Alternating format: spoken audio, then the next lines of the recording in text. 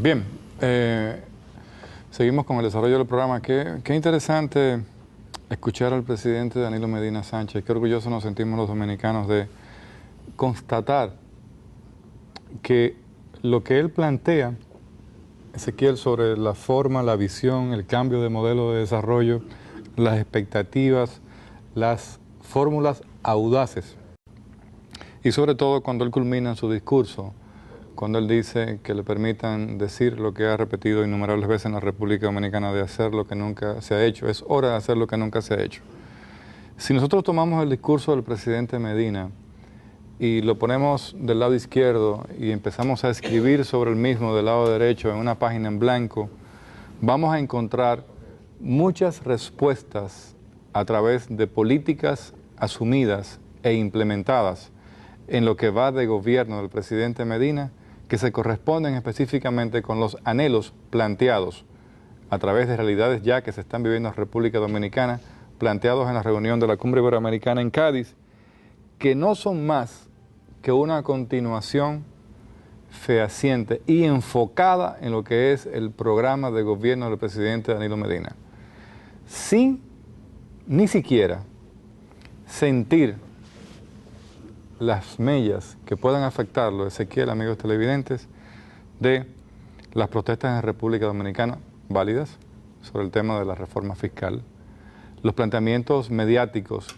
que tratan de desviar el enfoque de gobierno y de gobernanza que lleva hasta hoy en día el presidente Danilo Medina y que continuará así hasta el éxito total el 16 de agosto del año 2016, cuando él haga el traspaso de mando en la República Dominicana. Bien, amigos, gracias por su atención. Este programa ha querido empezar hoy con el discurso del señor presidente de la República en la reunión de presidentes, ministros, en la celebración de los 200 años de la Constitución de Cádiz. Cuando uno escucha al señor presidente de la República, uno se da cuenta que todo lo que habló en la campaña cuando era candidato a presidente no eran simples poses, eran expresiones de sensibilidad, de convicciones reales, de los cambios que debe haber en su país y en el mundo. Cuando él menciona que en los años 90, finales de los 80, se promovió una nueva ola económica con un neoliberalismo donde había que reducir el Estado, donde había que privatizar todos los servicios. De hecho, el primer gobierno de Leonel Fernández, en cierta manera, se llevó de esa línea en algunas cosas y privatizó servicios públicos. Servicios públicos que por cualquier razón hubo que echarlo atrás. Aún así, sabemos que quien más melló eso fue el gobierno que lo siguió, que es, o continuó, que fue el del 2000-2004. Pero ciertamente no dio resultado. Lo que yo creo que tampoco debemos olvidarnos de que lo importante es que puedan convivir sector público con sector privado, de que el Estado sea fuerte, siempre lo he dicho, el Estado tiene que ser fuerte.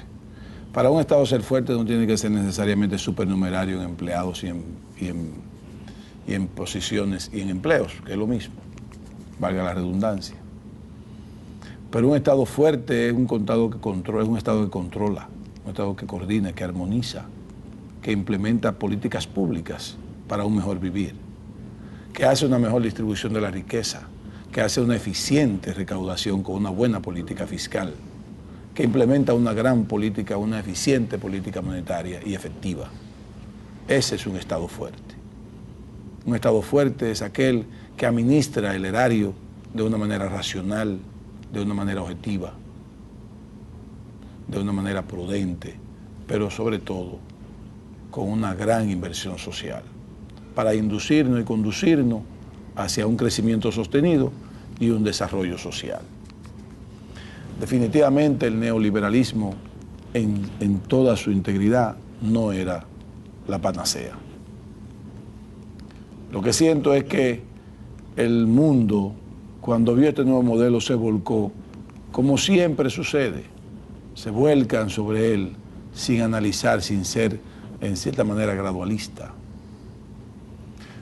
Nunca era correcto debilitar un Estado, porque el ser humano de por sí le gusta o tiende a crear desorden para poder pescar.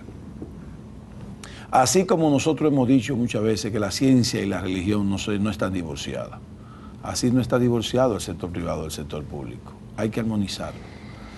Creo que ese párrafo número 8 del discurso del presidente fue totalmente gráfico, 100%. El párrafo 12, donde él habla que no se pueden repetir los errores del pasado, donde habla que hay que invertir más en la salud, en la educación, donde hay que invertir más en la seguridad de la familia, en la integridad de la familia, también no tiene desperdicio.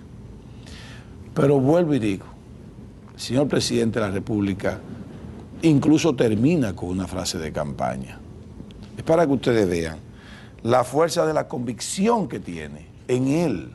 O sea, no fue créame una frase de campaña que le guste a la gente, que me llegue, que logre que yo sea presidente.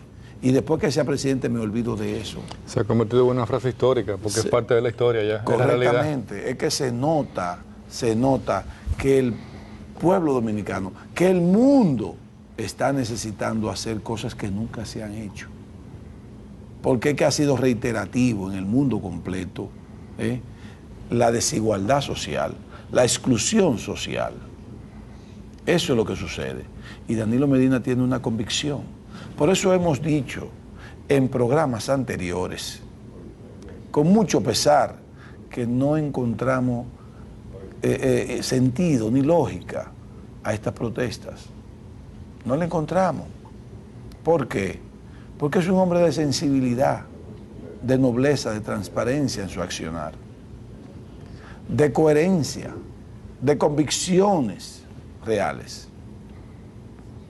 Por eso hemos dicho que le demos la oportunidad al presidente Medina, porque ese es un señor que ha ido a Cádiz, España, a decir lo que nos ha dicho a nosotros, a decir lo que hay que hacer y lo que ya empezó a hacer en 100 días. Eso, si eso no es coherencia, si eso no es nobleza, si eso no es cumplir con lo que él decía que iba a hacer, y lo ha hecho de una forma cronograma, o sea, con un cronograma. ¿Qué ha podido hacer en 100 días? Todo lo que dijo que podía hacer en los primeros 100 días. ¿Qué va a hacer a partir de enero? Lo que dijo que iba a hacer en el primer año completo de su gobierno. Por eso insiste en tener recursos.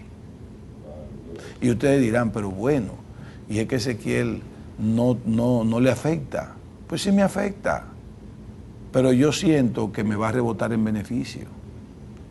En el 2014 vamos a pagar una placa del 1% del valor. Aquella familia que tenga 4 vehículos por necesidad,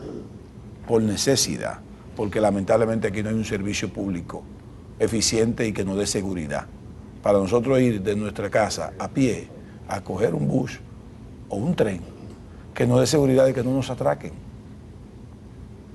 Y entonces tenemos que tener vehículos. Y cuando una casa tiene papá, mamá y 2 hijos, tiene que tener mínimo 4 vehículos. Porque no hay un servicio público de transporte eficiente. Y lo hemos dicho en televisión, eso también. Pero eso no es culpa de este gobierno, ni es culpa del anterior, es culpa del sistema, que precisamente son deficiencias sistémicas. Porque es recurrente el Estado dominicano en las deficiencias que nos ha brindado años por años. Bueno, pero entonces, ¿por qué no darle la oportunidad a este hombre que nunca pudimos haber elegido mejor presidente el día 20 de mayo pasado que el que tenemos hoy? Eso es lo que yo quiero decirle a ustedes en la primera parte de este discurso del presidente en Cádiz. Este párrafo 8 y el párrafo 12 de ese discurso, que lo invito a buscarlo en el internet, no tienen desperdicio. Continuamos con el programa en el próximo segmento.